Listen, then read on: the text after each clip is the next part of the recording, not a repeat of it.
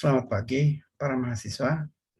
Saya merekam secara cepat perkuliahan kita hari ini, dan kita tidak bisa melakukan sinkronus ya secara langsung interaktif, tetapi saya sudah rekam beberapa waktu yang lalu.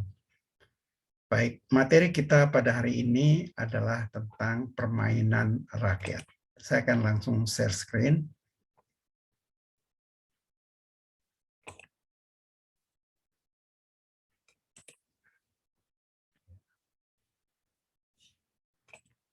Ya, tentang permainan rakyat Nusantara atau yang kita kenal sebagai folk game.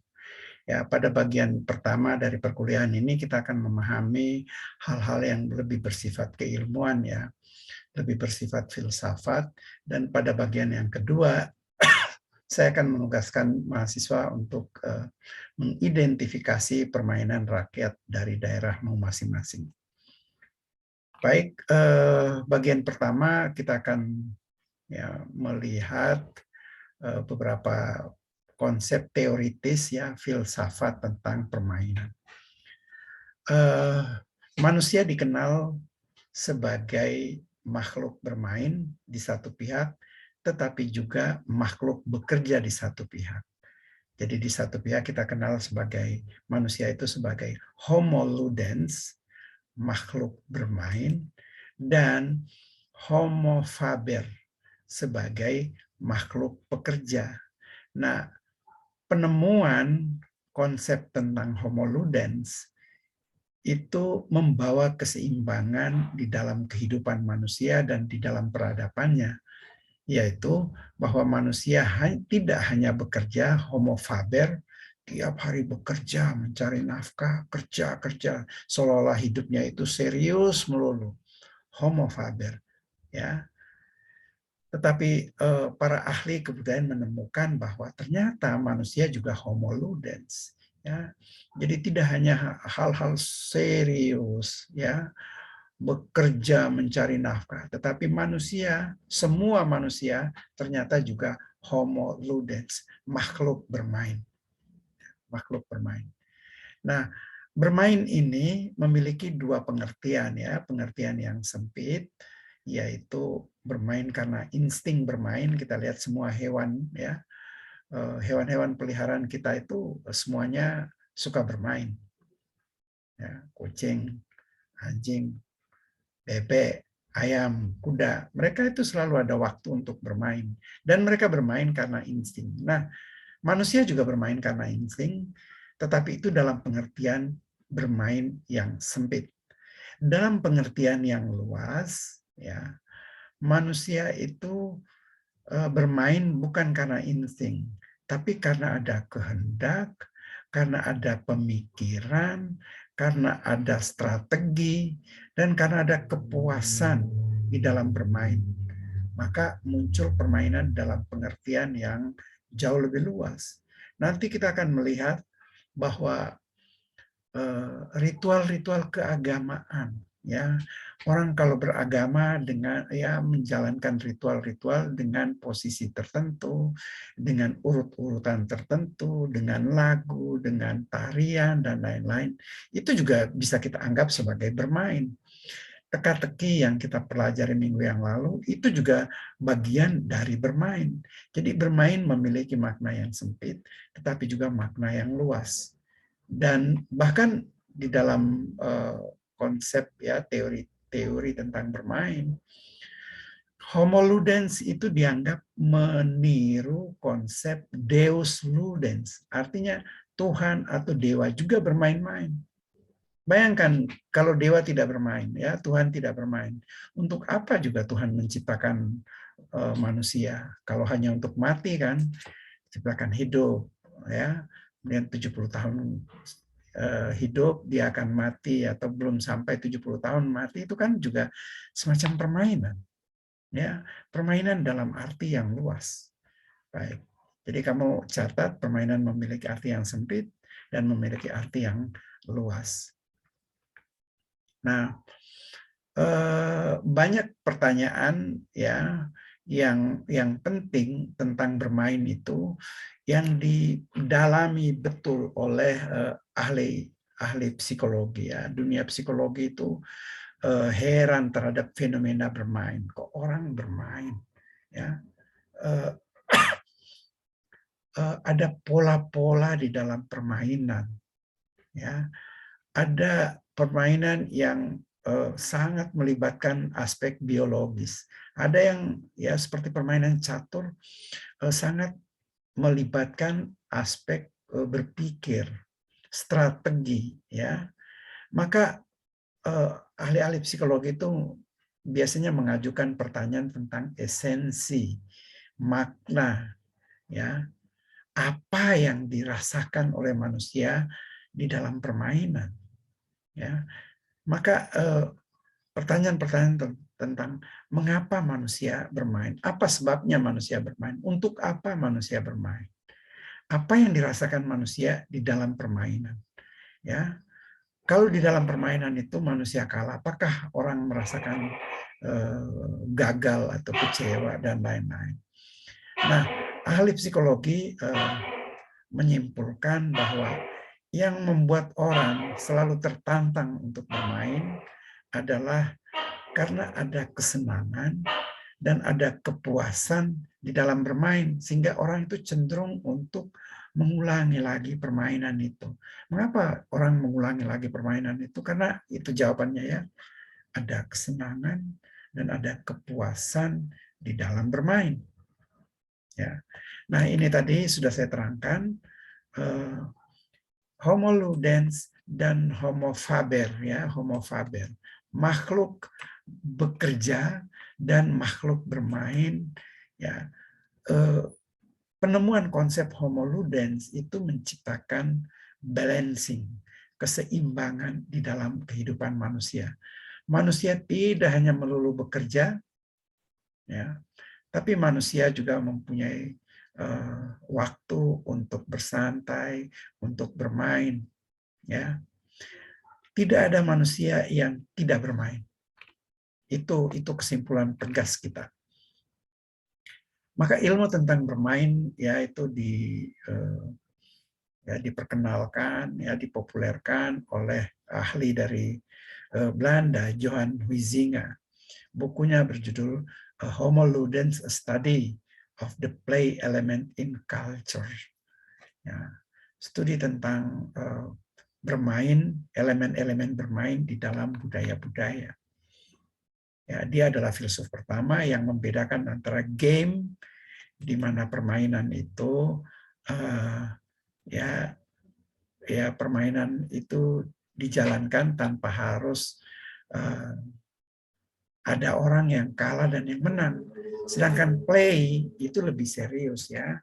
Ada strategi, ada aturan, ada orang yang harus menang dan ada yang kalah.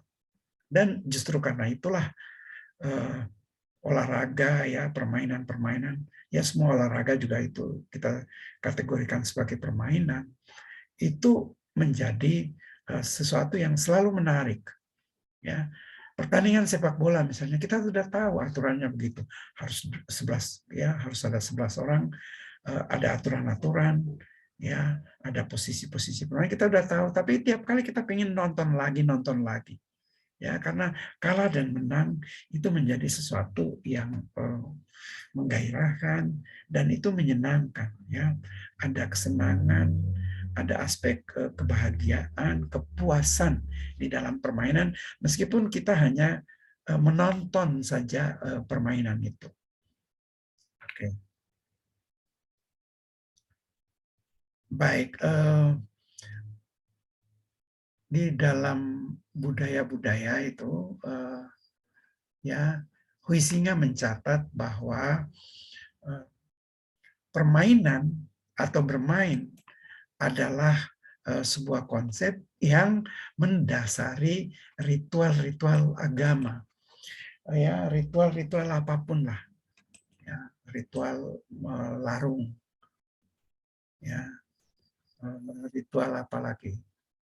Ritual-ritual selamatan. Itu dasarnya adalah bermain atau permainan.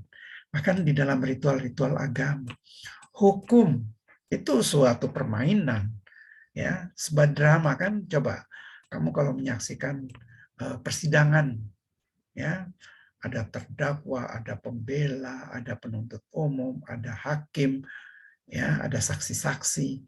Itu permainan. Itu suatu permainan. Bahkan perang itu juga sebuah permainan yang tidak main-main kan itu. Karena akan banyak korban yang mati di dalam permainan itu. Bahkan permainan tinju juga dalam sejarahnya banyak orang yang mati karena bertinju. Jangan lupa di dalam sejarah pertinjuan, karena saya senang pada olahraga tinju. Baik. Jadi permainan itu harus kamu catat di sini. Permainan itu bukan hal sepele, bukan hiburan, bukan hanya untuk hobi anak-anak atau permainan orang iseng.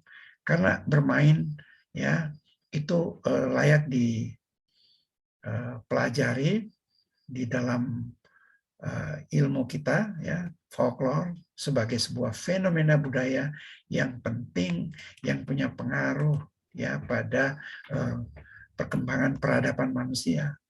Tidak ada masyarakat yang hanya bekerja di ladang, hidupnya serius, wajahnya selalu serius. Enggak. Dia hanya ada waktu untuk tertawa.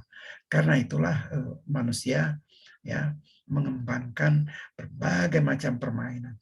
Sekarang HP-mu itu dilengkapi dengan berbagai macam permainan, baik yang offline maupun yang online. Baik, ada banyak contoh permainan, teka-teki, ya, itu juga permainan, kompetisi-kompetisi musik juga orang bermain musik kan, ya. Jangan lupa musik itu selalu ada kata, ya, di depannya, yaitu bermain musik. Ayo kita main musik, bermain filsafat, ya, turnamen-turnamen, pertandingan-pertandingan, dan itu adalah semuanya merupakan permainan. Nah, berikutnya kita melakukan klasifikasi terhadap folk game. Ada permainan berdasarkan usia, ya, permainan anak, permainan dewasa, permainan kaum wanita, permainan kaum pria, mungkin juga ada permainan kaum waria, ya. Di Sulawesi Selatan, Makassar itu ada permainan apa, ya, yang khusus kaum waria. Ya. Permainan berdasarkan lapisan sosial, bangsawan, permainan kaum bangsawan, permainan rakyat jelata, ya, permainan kalangan atas, kalangan bawah, permainan berdasarkan sifat sakralnya, permainan yang ritual, ya, sakral, ya, yang kita lakukan di rumah-rumah ibadat itu juga sebuah permainan yang sakral. Tapi juga ada permainan yang profan, ya, nggak sakral amat. Fungsinya ya hiburan, rekreasi, pedagogi,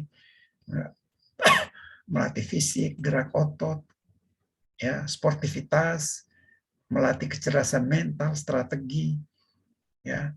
Bahkan ada juga permainan untuk menghibur roh-roh halus, ya. Dalam tarian saya sudah katakan, ya, sejarah tarian saya sudah katakan bahwa dulu nenek moyang kita menari itu bukan untuk ditonton, ya, bukan untuk ditonton, tetapi itu untuk menghibur atau mengambil hati dari roh-roh halus. Apa manfaat dari permainan? Ya, aspek motorik untuk, ya, daya tahan tubuh, kelenturan, ya, fisik berkaitan dengan fisik, kognitif, ya, kreativitas, imajinasi, problem solving, strategi, dan berbagai macam aspek kognitif. Emosi, ya, media katarsis emosional. Ya, dengan bermain kita melepaskan emosi-emosi kita. Dengan menonton tinju, emosi-emosi kita juga ikut dilepaskan. Itu namanya fungsi katarsis. Mengasah rasa empati. Wah, kita kasihan pada yang kalah, ya. Itu melatih empati. Pengendalian diri. Ya, kita menang, tapi yo harus bisa mengendalikan diri. Aspek bahasa, ya, konsep-konsep tentang bahasa dan nilai-nilainya. sering permainan itu ada lagu-lagunya, ada ritual-ritualnya, ada mantra-mantranya, aspek sosial, aspek spiritual, aspek ekologis, dan nilai-nilai moral. Ya, yang ada di dalam, kamu perhatikan ini. Untuk refleksi dan latihan, saya meminta kamu, ya ini seperti tarian rakyat itu ya, atau festival rakyat, kamu mengidentifikasi saja ini ya, nama permainan, dari daerah mana, siapa saja yang bermain, ya, dan narasumber kamu bukakan di sini, dan kamu jawab di dalam LSM. Saya akan mengakhiri perkuliahan kita hari ini, karena ini saya siarkan melalui YouTube, maka presensi bagi yang hadir saya akan cek nanti sekitar jam 12, saya akan cek, kamu tulis nama dan NIM-mu di kolom komentar. Oke, saya akhiri perkuliahan kita ini, sampai ketemu minggu depan.